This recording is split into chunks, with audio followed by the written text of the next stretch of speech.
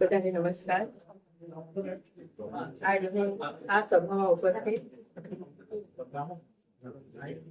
રાજ્યમંત્રી food and distribution આદરણીય શ્રીમતી નીમુબેન બામણિયા,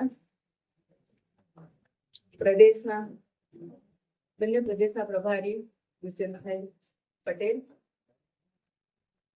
બંને પ્રદેશના પ્રમુખ દિવેશભાઈ ટંડેલ, આપણા પ્રદેશના એક્સ એમપી નંદુભાઈ પટેલ, ખૂબ ખૂબ હું સ્વાગત કરું છું.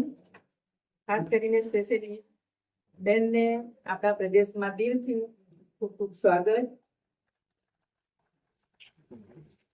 આજે આપણે માન્ય પ્રધાનમંત્રી શ્રી નરેન્દ્રભાઈ મોદીજીના નેતૃત્વમાં જે સરકારે વિકાસના કામો કર્યા છે એમના માટે નીમુબેનનું આપણે સ્પીચ સાંભળશું. એમનું માર્ગદર્શન હશે એ પણ આપણે લઈશું. અને ઘણી ખુશી છે કે આ સરકારમાં હું પણ એક મેમ્બર છું. પ્રાઉડ પણ થાય ને ખુશી પણ ઘણી બધી થાય. દેશની સાથે સાથે પ્રદેશમાં પણ ઘણો બધો વિકાસ થયો છે અને આવતા 4 વર્ષમાં જે બાકી છે એ બધો જ સમસ્યાનું સમાધાન થશે. એ જ પ્રાર્થના સાથે કે એ જ રીતના આપણા માન્ય પ્રધાનમંત્રી ખૂબ કામ સારી રીતના કરતા રહે.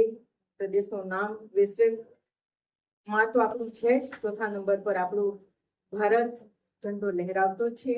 આગળના દિવસમાં ખૂબ ખૂબ પ્રગતિના પથ પર આગળ વધે, વિકસિત ભારતનું સપનું જે પણ છે સક્સેસ થાય એવી પ્રાર્થના સાથે એકવાર પાછું તમને દિલથી નીમુબેનનો આભાર પ્રાર્થના સાથે આભાર વ્યક્ત કરું છું. બધાને ખૂબ ખૂબ આભાર. Thank you. आप लंबे समय से बैठे हुए और बैठक हमें डेट शुरू कर रहे हैं. संकल्प से सिद्धि इस विषय को आपके सामने रखने के लिए हमारे बीच यहाँ उपस्थित आदरणीय मंत्री श्रीमती नीमूबेन बामणिया जी, हमारे प्रदेश के प्रभारी हुसैनभाई पटेल जी, इस विस्तार की लोकप्रिय सांसद श्रीमती कलाबेन देलकर जी और हमारे नेता एवं पूर्व सांसद श्री नटूभाई पटेल और आप सभी प्रबुद्ध एवं इंटेलेक्चुअल पीपल, आप सभी का मैं बहुत बहुत स्वागत करता हूँ. नॉर्मली जो मीट रहती है लोग ऐसा समझते हैं कि हम भाजपा प्रधानमंत्री नरेंद्र भाई मोदी अपनी बात रखने के लिए आपके सामने, but it is not like that. I am also one of the industry. I'm also having the biggest laboratory in this territory, so I aware about all your queries, problems, and expectations. ये जो बैठक आज करने जा रहे हैं 11 वर्ष के सेवा सुशासन और गरीब कल्याण, ये बात इसीलिए रख रहे हैं क्योंकि बात रखने से पहले जो प्रधानमंत्री जी का पोर्टल, जो प्रधानमंत्री जी के सेंस इनपुट और फीडबैक लेने की जो सिस्टम्स, लगातार प्रधानमंत्री जी जो इंटेलेक्चुअल पीपल्स रहते हैं, अगर कोई पॉलिसी बेस्ड डिसीजन लेना है, इकोनॉमिकल पॉलिसी बेस्ड, अभी बहुत बार टीवी में हम देखते आ रहे हैं कि भारत चौथी अर्थव्यवस्था की ओर अपना कदम बढ़ा चुका है. 5 ट्रिलियन की हमने एक्सपेक्टेशन की थी, 4.18 ट्रिलियन तक जापान को पीछे निकल कर हम आगे, जर्मनी को आगे बढ़े. लेकिन यह संभव आप जैसे लोगों के साथ इंटरेक्ट करते हुए ही हुआ. अगर इकोनॉमिक्स में कहीं आगे बढ़ना है तो बहुत सारे ऐसे फोरम्स है, कुछ पूना के, कुछ हैदराबाद के, कुछ बेंगलोर के, कुछ नोएडा के, ऐसा फोरम के साथ डिस्कशन करते हुए, उनसे इनपुट लेते हुए कि क्या परिस्थिति है देश की, इकोनॉमिक ग्रोथ कहाँ जा रहा है, आरबीआई किस तरह आगे बढ़ेगा, इंडस्ट्रीज की क्या परिस्थिति है, किस तरह एम्प्लॉयमेंट जनरेट करवाए, उसी तरह एम्प्लॉयमेंट ग्रोथ बढ़ाना है तो इंडस्ट्रीज के साथ फीडबैक लेते हैं. हाल ही में वर्ल्ड बैंक ने कल ही एक नया डिक्लेरेशन दिया है कि हमारा जो पॉवर्टी इंडेक्स है that is down to 5.3 from 27.1. When Congress ruled India, at that time the poverty rate is 27.1%. Right now, under the leadership of Prime Minister, it is down to the 5.3%. It is declared by the World Bank. So that is the greatest out. तो कहीं ना कहीं हम आज बात करने जा रहे हैं सेवा, सुशासन और गरीब कल्याण। और ये हम अपेक्षा रखते हैं कि आप ऐसे लोग हैं और आप लोगों के सामने ये बैठक की व्यवस्था इसलिए की क्योंकि आप ऐसे लोग हैं कि जो दिन भर में या एक महीने के अंदर आपके जैसे 500, 600, 1000 लोगों के साथ इंटरेक्ट करते हैं। आपके फॉलोअर्स लोग आपको मानते हैं। You are the success people of this territory. और इसलिए पार्टी और प्रधानमंत्री जी ने तय किया कि आप लोगों के साथ एक इंटेलेक्चुअल मीट हो जाए। डिटेल में हमारे केंद्रीय मंत्री बताए, मैं प्रस्तावना रखा।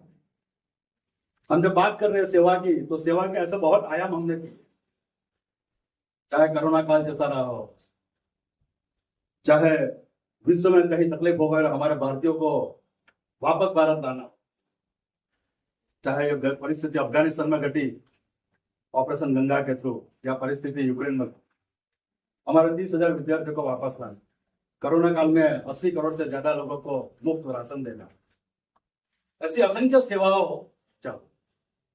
सुशासन की बात आप सभी को अनुभव हो रहा है कि भारत किस तरह बदल रहा है। मैंने खाली इकोनॉमी और पॉवर्टी इंडेक्स की बात की है, लेकिन इकोनॉमी और पॉवर्टी इंडेक्स के बीच में सारी सब सुशासन की बात आ जाती है। जब सुशासन होता है तभी इकोनॉमिक ग्रोथ वर्ल्ड में 4 की तरह जा पड़ता है, और जब सुशासन होता है तभी पॉवर्टी इंडेक्स में डाउन। इसलिए बीच के जो आयाम है वो हमारी मंत्री जी बताई, और सबसे महत्वपूर्ण है ये देश को गति देना।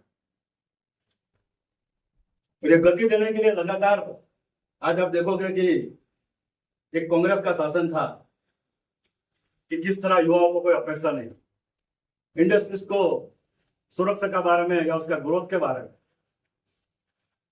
कोई तरह की पॉलिसी या कोई विचारधारा नहीं। और जब कोई आदमी वृद्ध हो जाता तो वृद्ध के लिए भी कोई खास व्यवस्था है नहीं।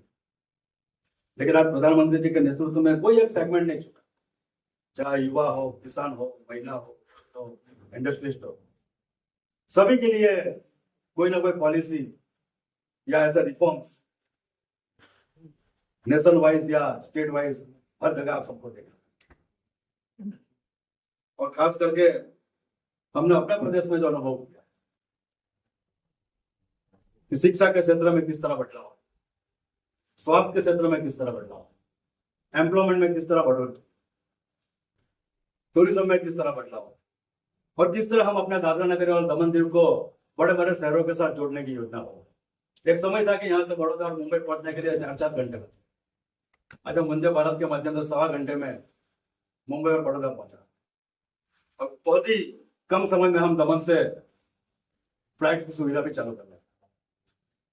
तो कहीं ना कहीं ये बातें सेवा, सुशासन और गरीब कल्याण ये खाली बोलने की बात नहीं है। आज हम कार्यक्रम भारतीय जनता पार्टी प्रधानमंत्री नरेंद्र भाई मोदी के नेतृत्व में एक ही कर रहा है। ऐसी कोई 11 साल, 10 साल, 9 साल, 7 साल, 6 साल ऐसी कोई बातें जब कांग्रेस का शासन था तब नहीं। ये भारतीय जनता पार्टी इसलिए कर रही है क्योंकि भारतीय जनता पार्टी आप लोगों से बात भी करती है, आप लोग से इनपुट भी लेती है, फीडबैक भी लेती है और रिजल्टेंट इफेक्ट भी। मैं आशा रखता हूं कि हमारी केंद्रीय मंत्री आप सभी को सेवा, सुशासन, गरीब कल्याण के 11 साल और आने वाले कुछ फिगर आपके सामने रखेगी, और उससे आप सबको एक विश्वास और आश्वास होगा कि भारत, एक भारत श्रेष्ठ भारत की दिशा में जो हमारा संकल्प है कि 2047 तक भारत को विकसित भारत बनाएंगे, उस दिशा में कैसा आगे बढ़ रहा है, ये बात हमारी केंद्रीय मंत्री रखेगी। आप सबका बहुत बहुत आभार। इस प्रेस कॉन्फ्रेंस में मेरे साथ उपस्थित प्रदेश प्रभारी दुष्यंत भाई पटेल, हमारे प्रदेश अध्यक्ष दीपेश भाई और हमारे सांसद कलाबेन, पूर्व सांसद नटू भाई और सभी कार्यकर्ता बंधुओं, आज आपके समक्ष आदरणीय प्रधानमंत्री श्री नरेंद्र मोदी जी के नेतृत्व में सेवा, सुशासन और गरीब कल्याण के 11 सफल वर्ष के बारे में कुछ बिंदु रखना चाहूंगी। देश के इतिहास में मोदी सरकार का यह कार्यकाल सुवर्ण अक्षरों में लिखा जाएगा। ये कार्यकाल विकसित भारत और आत्मनिर्भर भारत के संकल्प की सिद्धि का स्वर्णिम काल बन रहा है।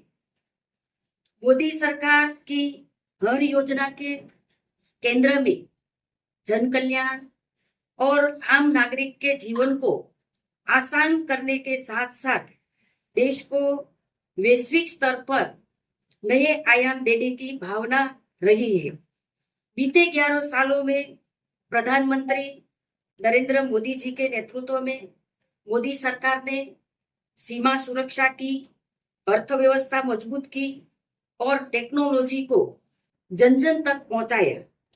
भारत ने ऑपरेशन सिंदूर के जरिए पाकिस्तान के आतंकी ठिकानों और एयरबेस को ध्वस्त कर यह दिखा दिया कि अब मोदी का ये नया भारत शांति की बातें नहीं बल्कि घर में घुसकर आतंक का सफाया करता है।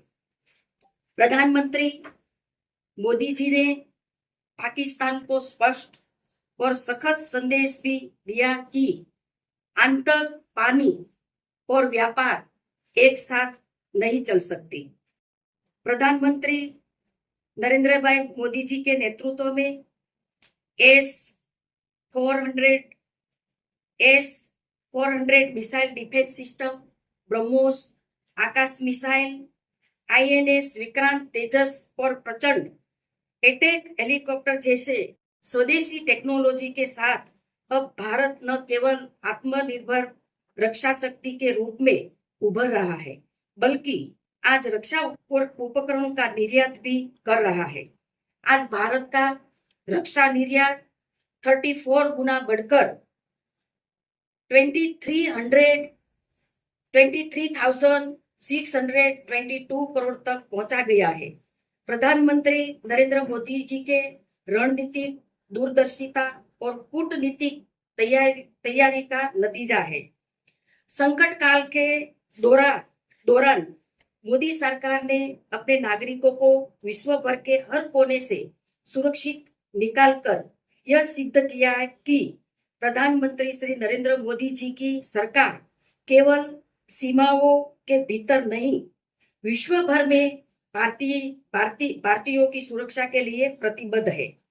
रूस यूक्रेन युद्ध के दौरान ऑपरेशन गंगा, अफगानिस्तान में तालिबान के कब्जे के समय ऑपरेशन देवी शक्ति और कोविड में वंदे भारत मिशन के जरिए मोदी सरकार करोड़ों भारतीयों को विदेशों से सुरक्षित लेकर आई है। इस यूक्रेन युद्ध के दौरान तो अन्य देशों के नागरिक भी भारतीय झंडे को लहराकर अपना बचाव कर रहे हैं। एक समय था जब देश के 96 जिले नक्सलवाद की चपेट में थे, लेकिन प्रधानमंत्री नरेंद्र मोदी जी की निर्णायक नीति, सुरक्षा बलों की सशक्त कार्रवाई और विकास की डबल रणनीति के कारण अब नक्सल प्रभावित जिले घटकर गिनती के रह गए हैं। नक्सल घटनाओं में 70% कमी आ गई है। आज भारत विश्व की चौथी बड़ी अर्थव्यवस्था बनने की ओर अग्रसर है। वैश्विक डिजिटल लेन देन में 49% भारत में होता है। देश का वस्तु और सेवा निर्यात 825 अरब डॉलर तक पहुंचा है। देश में UPI लेन देन ₹24 लाख करोड़ तक पहुंच गया है। मोदी सरकार ने डायरेक्ट बेनिफिट ट्रांसफर की शुरुआत कर 44 लाख करोड़ रुपए सीधे लाभार्थी के खाते में पहुंचाने का शुरू कर दिया है, जिससे दलालों की भूमिका खत्म हो गई है। मोदी सरकार के प्रयासों से 25 करोड़ गरीबी से बाहर निकले हैं। 2024 में चंद्रयान 3 की सफलता और अब गगनयान की तैयारी इस बात का प्रमाण है कि मोदी का नया भारत केवल धरती पर नहीं बल्कि अंतरिक्ष में भी आगे बढ़ रहा है।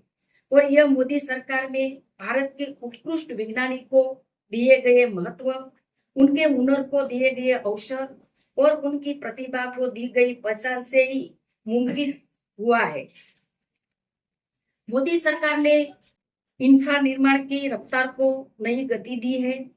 चिनाब ब्रिज, जिसका हाल ही में प्रधानमंत्री जी ने उद्घाटन किया, विश्व का सबसे ऊंचा रेलवे ब्रिज है। महाराष्ट्र में वाढवान पोर्ट परियोजना 7,600 करोड़ से निवेश के साथ भारत के व्यापार और समुद्री बुनियादी ढांचे को बढ़ावा देने का लक्ष्य रखती है। भारत का पहला वर्टिकल लिफ्ट समुद्री पुल ऐतिहासिक पाम्बन रेल पुल रामेश्वर से कनेक्टिविटी को बढ़ाएगा। मोदी सरकार में 99% गांव सड़क कनेक्टिविटी से जुड़ी चुके हैं। देश में प्रतिदिन 34 किलोमीटर हाईवे का निर्माण हो रहा है। रेलवे बजट को 9 गुना बढ़ाया गया है।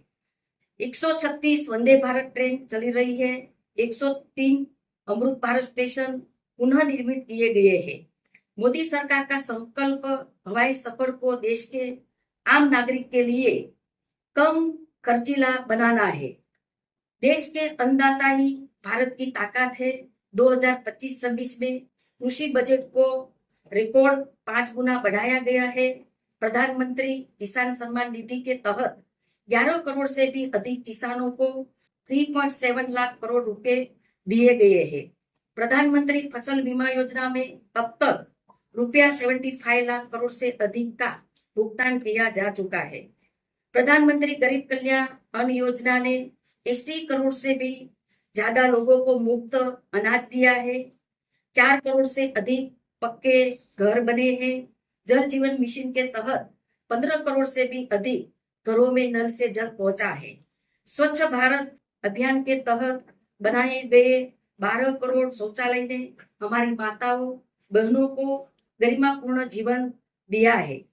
किसान के जीवन को आसान और उन्हें आर्थिक रूप से सशक्त करना मोदी सरकार के 11 वर्षों की उपलब्धियों में से एक है।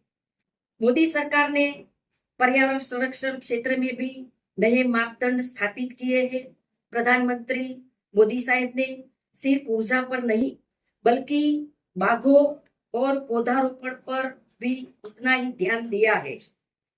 एक पेड़ माँ के नाम को पहल के तहत पूरे देश में 142 करोड़ से भी अधिक पौधारोपण किया गया है। ये पहल आज एक जन आंदोलन बन चुकी है। प्रधानमंत्री मोदी जी ने विकास भी और विरासत भी के सूत्र का पालन किया है।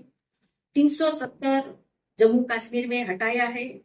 नारी शक्ति अधिनियम से लोकसभा और विधानसभा में महिलाओं को 33% आरक्षण मिला है। 3 तलाक खत्म किया गया है। मातृत्व अवकाश 26 सप्ताह किया गया है। 10 करोड़ से भी अधिक महिलाएं स्वयं सहायता समूह से जुड़ी है और 3 करोड़ लखपति दीदी बनने का लक्ष्य तय किया है। प्रधानमंत्री मातृवंदन योजना के तहत 3.98 करोड़ गर्भवती और स्तनपान करने वाली माताओं के लिए 118,593 करोड़ रुपए वितरित किए गए हैं। महिलाओं को सेना में स्थायी कमीशन मिला। सैनिक स्कूलों और एनडीए में प्रवेश शुरू हुआ है। एलओसी पर पहली बार बंदूकधारी महिला तैनात हुई। भारत में सबसे ज्यादा महिला पायलट है। अमृतकाल की असली ताकत देश की युवा शक्ति है। सरकार की नई शिक्षा नीति 2020 शिक्षा क्षेत्र में बड़ा बदलाव ला रही है। आज एम्स की संख्या बढ़कर 23 हो गई है। 8 नए IIM, 7 नए IIT और 490 नई यूनिवर्सिटी स्थापित की गई है। सरकार की स्टार्टअप इंडिया योजना ने भारत को दुनिया का तीसरा सबसे बड़ा स्टार्टअप इकोसिस्टम बनाया है और 1.6 लाख से ज्यादा स्टार्टअप से 17.6 लाख से अधिक नौकरियां दी गई है। आज टीयर 2 और टीयर 3 शहरों में 51% स्टार्टअप है। प्रधानमंत्री आयुष्मान भारत योजना के तहत 40 करोड़ स्वास्थ्य बीमा कार्ड जारी किए गए, जिनमें से 9 करोड़ से अधिक अस्पताल में 1.3 लाख करोड़ रुपए से ज्यादा मुफ्त इलाज दिए गए हैं। सभी के लिए स्वास्थ्य सुविधा के लिए 70,750 से अधिक ग्रामीण स्वास्थ्य एवं कल्याण केंद्र और सभी राज्यों में 11,000 से अधिक शहरी स्वास्थ्य और वेलनेस केंद्र स्थापित किए गए हैं। पूर्वोत्तर आज मोदी सरकार में समावेशी विकास का अहम हिस्सा बन चुका है। मोदी सरकार ने पूर्वोत्तर राज्य में अधिक परियोजनाओं को मंजूरी दी है। मोदी सरकार लुक ईस्ट को अब लीड ईस्ट में बदल रही है और पिछले 11 वर्षों में 10 ग्रीनफील्ड एयरपोर्ट का निर्माण किया गया है।